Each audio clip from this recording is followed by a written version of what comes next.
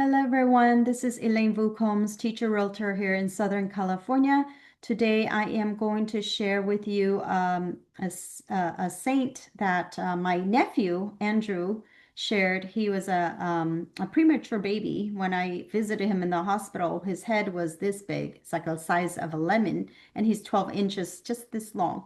So, and here he is sharing with me an amazing story that I've never heard of before, and so I'm going to share with all of you. Blessed Bartolo Longo, the Satanist who was freed through the Rosary.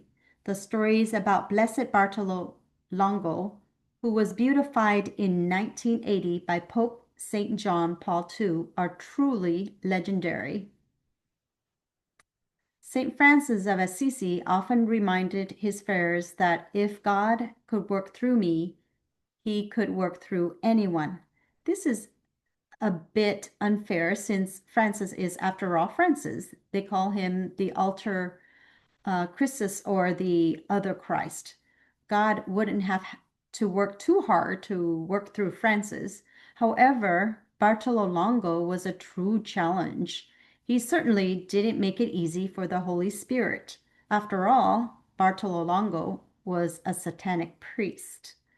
It's the same old story. Catholic kid grows up in a religious family, goes away to university, falls in with a bunch of drug-fueled satanic pagans, becomes a satanic high priest, comes to his senses and realizes he's made the stupidest mistake world history and ultimately reverts back to the church. It's a basic satanic rags to saintly riches story. The stories about Blessed Bartolo Longo are truly legendary. Some of the details are unacceptable for mixed company, and even some of the battle-hardened Marines I know have blanched in horror at the tales. But just in case curiosity has grabbed a hold of you, Bartolo Longo was born in the small town of Latiano near Brindisi in southern Italy on February 10th, 1841. His parents, Dr. Bartolomeo Longo and Antonina Luparini, were wealthy and exceptionally devout Catholics who prayed the Rosary together daily. Longo became alienated from the church when his mother died in 1851. Being far from his family when he left to study law at the University of Naples, he drifted farther away. The final coup de grace occurred when he fell in with a pagan group that ordained him as a Satanist priest. He participated in seances and fortune telling. He fooled himself into thinking he could do real magic, and that just set him up for a greater fall than the first one. He felt motivated to publicly ridicule Christianity at every turn and did everything within his power to subvert Catholic influence in society and culture. He even convinced many other Catholics to leave the church and participate in occult rites. But the more he experimented with dark forces, the deeper he sank into depression and demonic obsession. Joy, like God, were far from him. In their stead, his life was marked with extreme depression, paranoia, hatred, confusion, and nervousness. He was horribly afflicted by dark, diabolical visions which frightened him and threw him into a cycle of ever declining health. He ultimately experienced a mental breakdown. In his darkest moments, he heard his deceased father begging him to return to God, return to God. Greatly moved by this vision, Longo turned to his old friend, Professor Vincenzo Pepe. Vincenzo convinced Longo to abandon Satan and introduced him to Father Alberto Redente, a Dominican priest. He heard Longo's confession and brought him back to God and his church. One evening, as he walked near chapel at Pompeii, Longo had a profound mystical experience about which he wrote later.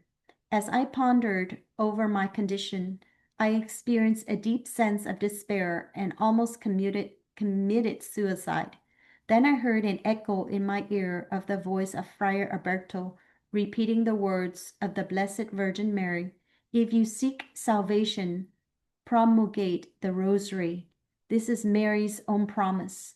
These words illumined my soul. I went on my knees. If it is true, I will not leave this valley until I have propagated your Rosary. Longo was so moved, he attended a seance in the middle of it, stood up, raising a medal of the Blessed Virgin Mary, and yelled, I renounce spiritualism because it is nothing but a maze of error and falsehood.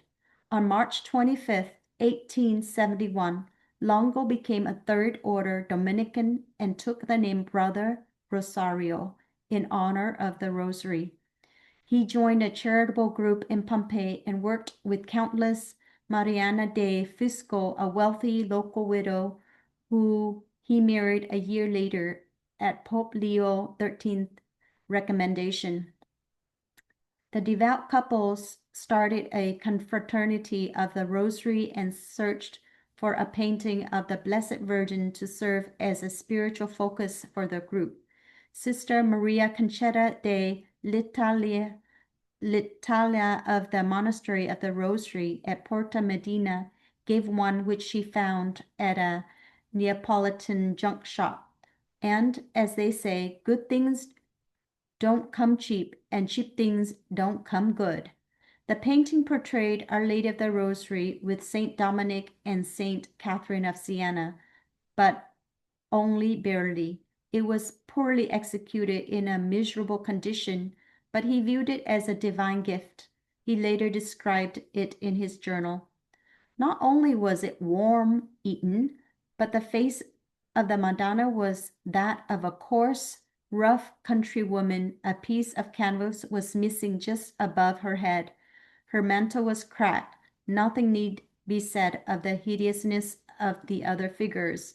Saint Dominic looked like a street idiot.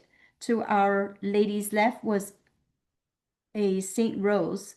This I had changed later into a Saint Catherine of Siena. I hesitated whether to refuse the gift or to accept. I took it.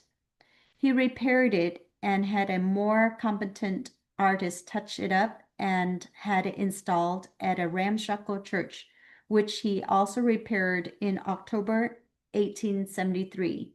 Miracles were reported within hours of its installation. Seeing the devotion of the pilgrims, the Bishop of Nola encouraged Bartolo to construct a larger church.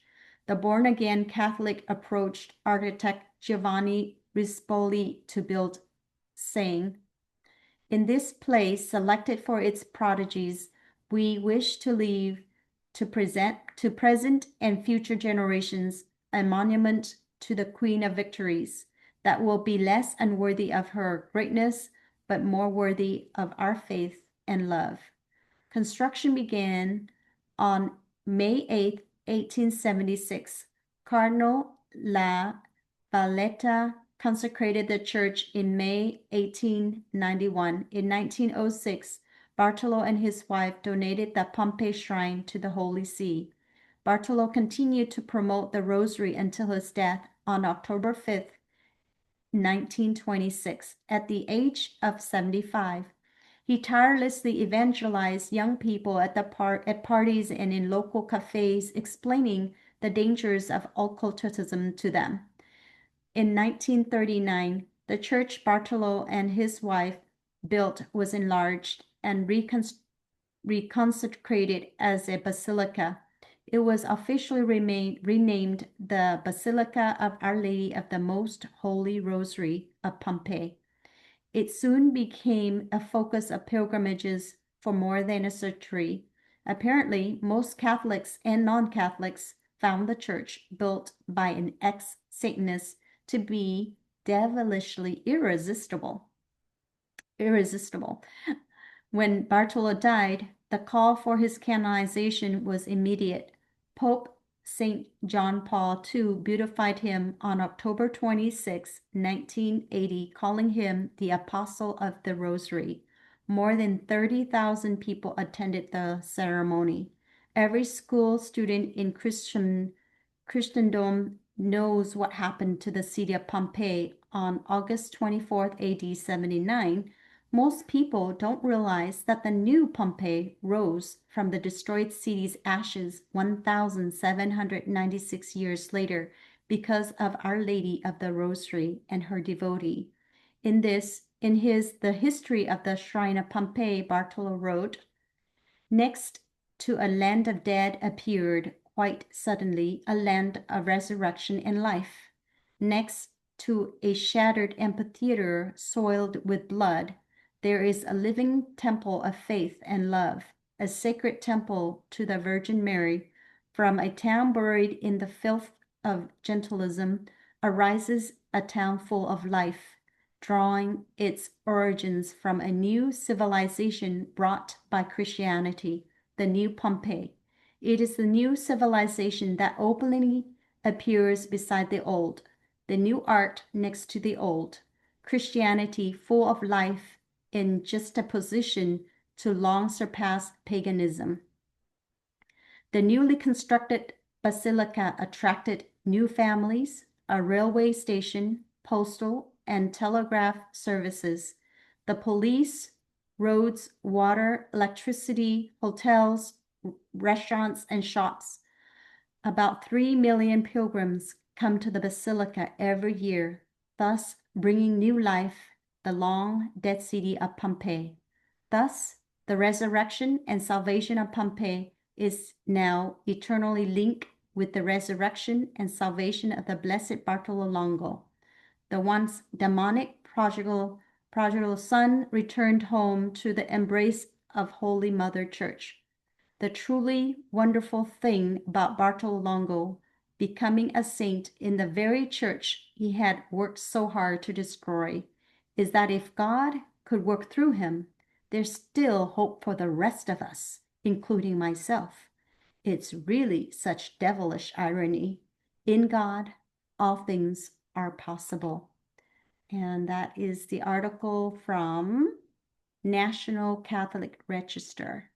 Amazing, amazing story. Thank you so much, Andrew. Andrew is actually a miracle child himself because, he was born tiny and he really enjoys stories like this. And thank you to Andrew for sharing. And I hope everyone, find this story interesting because I've never heard of him. And thanks to my nephew Andrew, I got to know this, and I hope more of us get to know this. And if a guy like this can become saint, of course, anyone, all of us can become saint. So hope everyone enjoy this story. Thank you and God bless.